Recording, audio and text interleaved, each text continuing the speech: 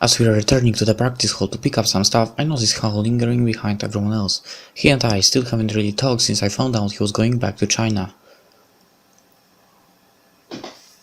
He always seems to be staring at the ground, or at his hands, or even off into the distance. Basically anywhere behind me. While the other orchestra members are busy chatting, I managed to put him into the practice room. Hao jerks his arm out of my grasp. Glaring, he gingerly dusts off his sleeve, then readjusts the cuff. I'm not mad, if that's what you mean thinking. I'm just surprised, I guess, I don't know. This time I'm the one staring at the floor. I guess I just always assumed that you'd be around, that we'd always be working together. But you must have a real job back in China, a real home, a real family, a real life. This isn't where you're really supposed to be. Once you go back home, everything will go back to normal, a tempo. I should have thought of that, huh? Shouldn't have just taken these last 2 months for granted. If I'd realized it sooner, there were a lot more things we could have done, or a lot of things I would have done differently. So, yeah. I think I'm the one who should have said sorry to you before, not the other way around. Duibuki, how Duibuki? There's a light pressure around my fingers. When I look down, Hao's hand is once again curled over my own. He doesn't say anything. He doesn't really need to. Anyway, I should get my crap together so we can all go to the concert. The fashionably late entrance. Things only works for 1 or 2 people at a time, not an entire ensemble. Getting up, I ease my hand out from under Hao's. My fingers come away, stained with blood. What the? There is something wet seeping through the cloth around Hao's arm. I realize in an instant that it's the same arm he yanked away from me before. What happened to you? Hao quickly tries to hide his hand behind his back, but I'm quicker. He gasps in pain as I grab his arm for a second time. Duibuki again. Hao winces as I push back his sleeve, his forearms covered in blood from cuts across his wrist and elbow. If you got hurt from fighting, you should have said so before. Were you going to pretend you were okay for the entire concert? Suanle. Something. Hao tries to pull away, reverting to Chinese in his haste. I unthinkingly tighten my grip on his arm, which makes him wince again.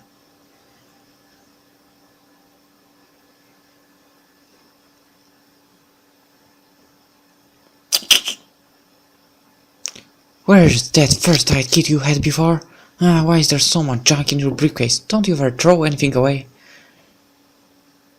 Hao scolds as I toss the contents of his briefcase all over the floor. His skull only darkens as I pull out some weapons and a roll of bandages.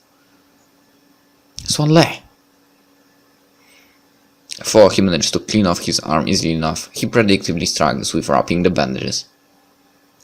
Rolling my eyes, I pry the reel of fabric out of his hand. Eh? Quit fusing and let me return the favor, okay? Hao falls silent when I take his hand in mine. Though he's still scolding, he lets me wrap the bandages around his arm without any more protests. Since my left hand is still injured itself, my movements are clumsier than I'd like. His eyebrow twitches every time my finger slip or when I accidentally prod him in the arm, but at least he has the decency to not complain. Once I finish, he experimentally tries bending his wrist, then his elbow. Both motions cause him to grimace in pain. With a skull of my own, I force his arm back down. Don't move it around like that. You need to keep that arm straight until it heals. I said stop moving. Jay, you'd think a contractor like you would be more careful. You can't work at all if you lose your hand, you know. It feels strange for me to be scolding Hao instead of the other way around, so I'm not sure what kind of response I will get. Maybe more scolds or Chinese retorts, or even a lecture about my lack of proper lecturing skills. The last thing I expect is for Hao to actually smile at me. So, of course, that's exactly what happens.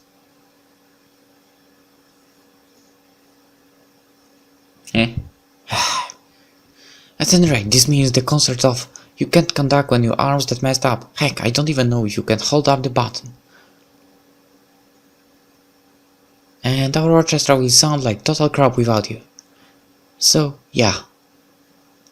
Guess we'll postpone the concert after we find a new conductor and stuff. Hao motions emphatically with his uninjured hand, but I only shake my head. Switching from two to one-handed conducting is rare and requires a dramatic shift in technique that's practically impossible to do on the fly, especially when your orchestra has no experience with it, even more so if you were just being beaten up in a street fight.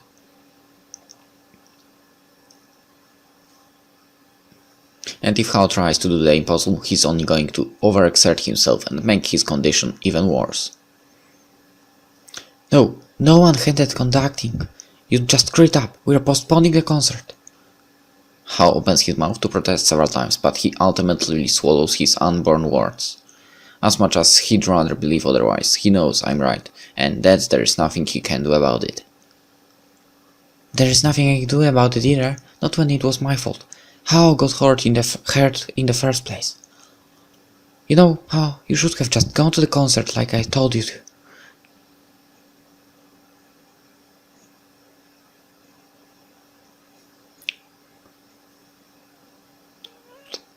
I get the feeling that he doesn't want to translate that, so I don't press him. I just sigh in aggravation and give him a small shove. Gee, why are you so bad at doing what you were told? What's this, the third time you tried helping me after I said not to? Maybe it's the language thing, but you really don't understand what I'm saying sometimes, do you? And vice versa, I'm sure. But even if you don't always understand my words, I think you usually still understand me. So thanks, Hao, xie. I'm glad you were there.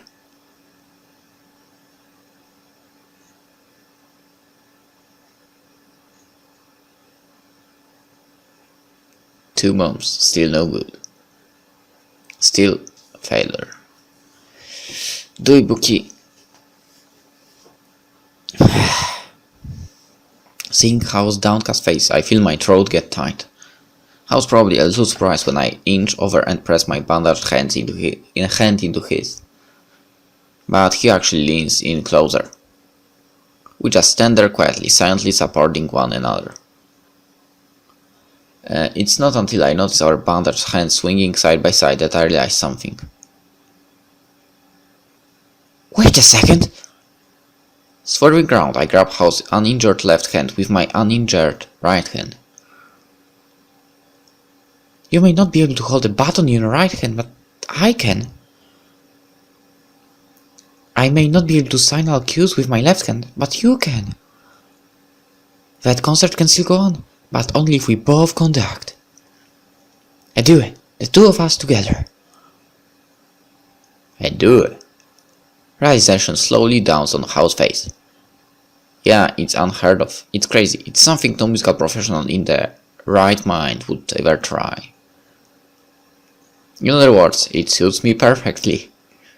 True, I haven't conducted an orchestra in years, not since I last fought with my father. I wasn't even particularly good at conducting when I was officially training for it. But between translating Hao's musical commands every day and arguing with him every night, I know all our scores like the back of my hand. And if this is the only way for the show to go on, I'd be even crazier not to try.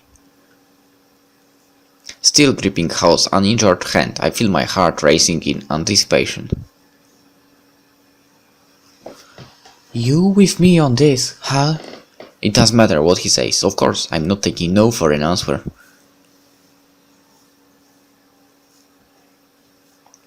Despite our concerns about being late, we actually arrive at the concert hall with a little time to spare.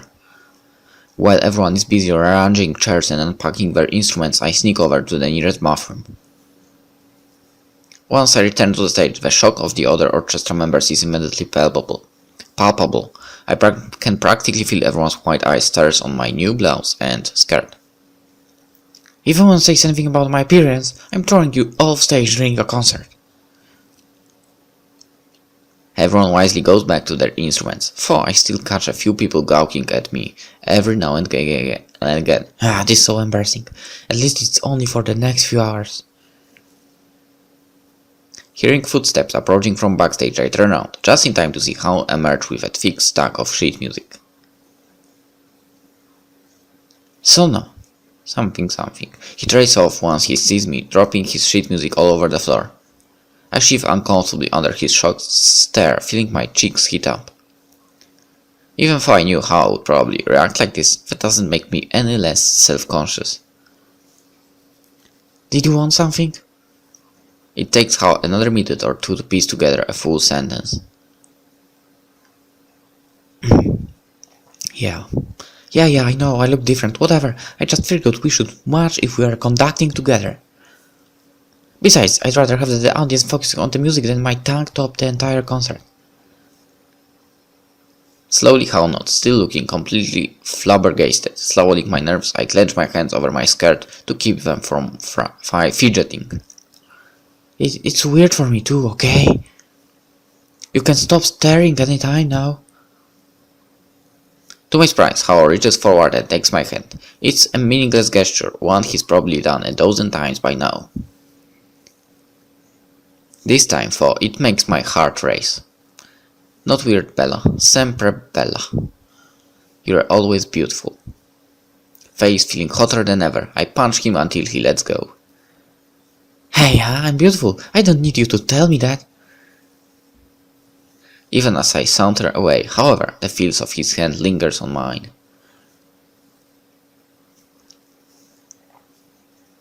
Once we come on stage for the start of the concert, I hear murmurs of surprise rippling through the audience. Some people are even pointing and whispering confusedly, wondering why on earth we have two conductors on the podium. It's a tight fit, that's for sure. I have to stand with my left side pressed closely against Hao's right, our injured arms braced together for stability.